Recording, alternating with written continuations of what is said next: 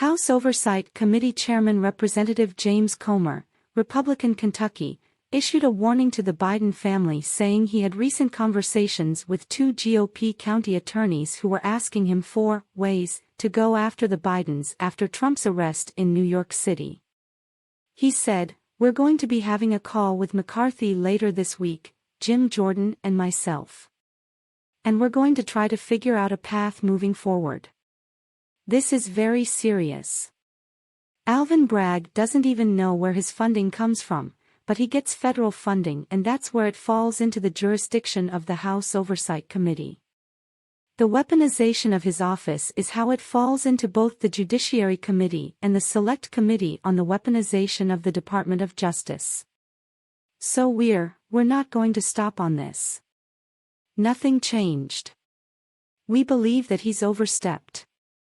The fact that I'm sitting here watching what happened to Donald Trump yesterday, knowing what all the Bidens have been engaged in and the shenanigans and the bank violations that we're privy to right now at the Treasury Cabinet, where the banks pointed out all of the potential money laundering and the banks couldn't explain all the different transfers and all the different LLCs.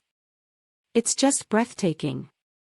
So I hope the media is serious about the evidence that will continue to be bringing forward about the Biden family, as they have been about this ridiculous political stunt that happened in New York yesterday with Donald Trump.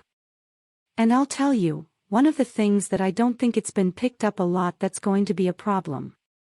And I had two calls yesterday, one from a county attorney in Kentucky and one from a county attorney in Tennessee.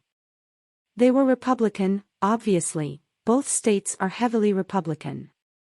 They want to know if there are ways they can go after the Bidens now.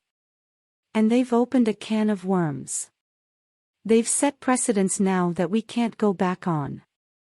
And now we're going to see a judicial system that's already bogged down with doing what they're supposed to do, and that's going after real criminals, people that are committing real crimes, burglaries, rape, robberies, things like that. And now you're going to start having ambitious political people like Alvin Bragg try to make a name for themselves and go after big pie-in-the-sky federal cases. And it's just not a good path that we need to go forward on in our judiciary, he said.